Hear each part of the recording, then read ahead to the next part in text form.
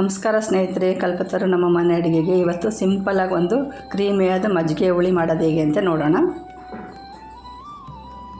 ನೋಡಿ, ಈಗ ನಾನಿಲ್ಲಿ ಮಂಗಳೂರು ಸೌತೆಕಾಯಿ ಒಂದು ಅರ್ಧ ತೊಗೊಂಡಿದ್ದೀನಿ.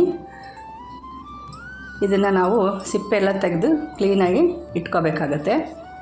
ಈಗ ಬೇಕಾಗಿರೋದು ಸಾಮಗ್ರಿ ನೋಡ್ಕೊಳ್ಳೋಣ. ಒಂದು ಕಪ್ ತೆಂಗಿನ ತುರಿ, ಒಂದು 5-6 ಹಸಿಮೆಣಸಿನ್ಕಾಯಿ, ಕೊತ್ತಂಬರಿ ಸೊಪ್ಪು, ನೆನೆಸಿದ್ದು ಕಡಲೆಬೇಳೆ ಒಂದು 2 ಸ್ಪೂನಷ್ಟು, 1 ಸ್ಪೂನಷ್ಟು ಜೀರಿಗೆ, ನಂತರ ಕರಿಬೇವು ಸೊಪ್ಪು ಮತ್ತು ಒಂದು 1/4 ಲೀಟ್ರು ಗಟ್ಟಿ ಮೊಸರು. ಈಗ ನಾನು ಇದೆಲ್ಲ ಸಿಪ್ಪೆಲ್ಲ ತೆಗೆದು ಕ್ಲೀನಾಗಿ ಮಾಡಿ ಇಟ್ಕೊತೀನಿ. ಸೌತೆಕಾಯಿದು ಬಣ್ಣದ ಸೌತೆಕಾಯಿ, ಮಂಗಳೂರು ಸೌತೆಕಾಯಿ ಅಂತಾರೆ, ಮತ್ತು ಸಾಂಬಾರು ಸೌತೆಕಾಯಿ ಅಂತಾರೆ ಇದೆಲ್ಲ ಈ ಥರ ಸಿಪ್ಪೆಲ್ಲ ತೆಗೆದುಬಿಟ್ಟು ಈಗ ಇದು ಮಧ್ಯೆ ಎಲ್ಲ ತಿರುಳಿ ಇರುತ್ತಲ್ವ, ಅದನ್ನು ನಾವು ತೆಗೆದುಕೊಂಬಿಡೋಣ. ನೋಡಿ, ಹಿಂಗೆಲ್ಲ ಸಣ್ಣ ಸಣ್ಣ ಪೀಸ್ ಉಳ್ಕೊಂಡ್ರೆ ತಕ್ಕೊಳ್ಳೋಣ ಸಿಪ್ಪೆಲ್ಲ. ಈಗ ನಾನು ಇದನ್ನೆಲ್ಲ ನೋಡಿ ಇದೆಲ್ಲ ತೆಗ್ಕೊಂಬಿಡೋಣ.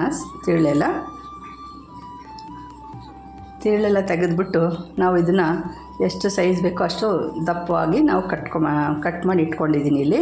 ಈಗ ನೆಕ್ಸ್ಟ್ ನಾನು ಒಂದು ಪಾತ್ರೆಗೆ ಒಂದು 2 ಲೋಟದಷ್ಟು ನೀರು ಹಾಕ್ಕೊತಿದ್ದೀನಿ. ಜಾಸ್ತಿ ಏನು ಬೇಡ, ಸ್ವಲ್ಪ ಸೌತೆಕಾಯಿ ಬೇಯೋ ಅಷ್ಟು ಕುದ್ದ ಮೇಲೆ ನಾವು ಇದು ಸೌತೆಕಾಯಿನ ಹಾಕ್ಕೊಂಡು ಒಂದು ಸ್ವಲ್ಪ ಅರಿಶಿನ ಹಾಕ್ಕೊಳ್ಳೋಣ.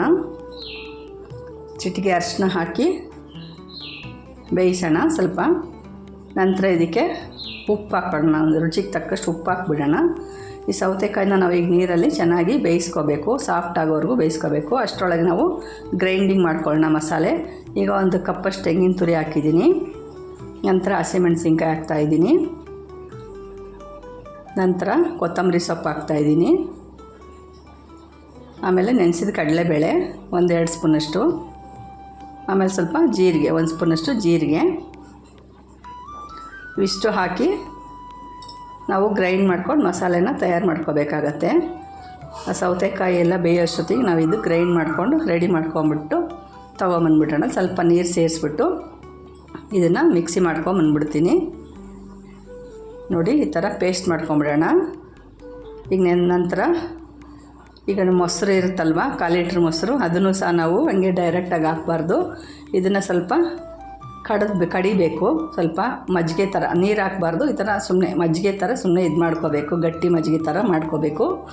ನೆಕ್ಸ್ಟ್ ನಾವು ಸೌತೆಕಾಯಿ ಏನಾಗಿದೆ ಅಂತ ನೋಡೋಣ, ಬೆಂದಿದೆಯಾ ಅಂತ. ನೋಡಿ, ಬೆಂದಿದೆಯಾ ಅಂತ ನೋಡಿ ಚೆಕ್ ಮಾಡೋಣ ಒಂದ್ಸಲ. ಬೆಂದಿಲ್ಲ ಅಂದರೆ ಬೇಯಿಸ್ಕೋಬೇಕಾಗತ್ತೆ ಚೆನ್ನಾಗಿ. ಒಂದು ಸೌತೆಕಾಯಿ ತೊಗೊಂಡು ತೆಗೆದು ನೋಡೋಣ ಬೆಂದಿದೆಯಾ ಅಂತ. ಸ್ವಲ್ಪ ಹಿಂಗೆ ಪ್ರೆಸ್ ಮಾಡಿದ್ರೆ ಸಾಫ್ಟಾಗಿರುತ್ತೆ. ಅದನ್ನು ಕೈಯಲ್ಲಿ ಹಂಗೆ ಸುಡುತ್ತೆ, ಸ್ವಲ್ಪ ಸ್ಪೂನ್ ಸಹಾಯದಿಂದ ಮಾಡ್ಕೊಳ್ಳೋಣ. ಹಿಂಗೆ ಪ್ರೆಸ್ ಮಾಡಿದ್ರೆ ಸಾಫ್ಟಾಗಿರುತ್ತೆ. ಬೆಂದ ನಂತರ ನಾವು ಈ ಮಸಾಲೆ ಹಾಕಬೇಕಾಗತ್ತೆ. ಬೆಂದಿಲ್ಲ ಅಂದರೆ ಬೇಯಿಸ್ಕೊಳ್ಳಿ ಸ್ನೇಹಿತರೆ. ನೋಡಿಕೊಂಡು ಬೇಯಿಸ್ಕೊಂಡಾದಮೇಲೆ ನೀವು ಈ ಮಸಾಲೆ ರುಬ್ಕೊಂಡಿರ್ತೀವಲ್ಲ ಮಿಕ್ಸಿ ಜಾರ್ನಲ್ಲಿ, ಅದನ್ನು ನಾವು ಇದಕ್ಕೆ ಹಾಕ್ಕೋಬೇಕಾಗತ್ತೆ. ಹಾಕ್ಕೊತಾ ಇದ್ದೀನಿ. ನಂತರ ನಾವು ಸ್ವಲ್ಪ ಮಿಕ್ಸಿ ಜಾರಲ್ಲಿ ಇರುತ್ತಲ್ಲ ಅದನ್ನೆಲ್ಲ ಸೇರಿಸಿ ಸ್ವಲ್ಪ ನೀರನ್ನೆಲ್ಲ ಗಟ್ಟಿ ಇರೋದನ್ನೆಲ್ಲ ಹಾಕಿ ಮಿಕ್ಸ್ ಮಾಡೋಣ. ಮಿಕ್ಸ್ ಮಾಡಿ ಸಹ ಇದನ್ನು ಸ್ವಲ್ಪ ಚೆನ್ನಾಗಿ 1-2 ಕುದಿ ಕುದಿಸೋಣ. ಕುದಿಸಿದ ನಂತರ ನಾವು ಇದಕ್ಕೆ ಮೊಸರಿರುತ್ತಲ್ಲ, ಮೊಸರನ್ನ ಹಾಕ್ಕೊಳ್ಳೋಣ.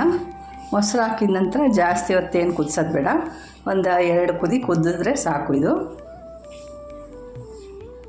ರುಚಿಗೆ ತಕ್ಕಷ್ಟು ಉಪ್ಪೆಲ್ಲ ಹಾಕ್ಕೊಂಡು ನಾವು ಹಿಂಗೆ ಚೆನ್ನಾಗಿ ಒಂದೇ ಒಂದು ಕುದಿ ಅಷ್ಟೇ, ಜಾಸ್ತಿ ಕುದಿಸೋದು ಬೇಡ.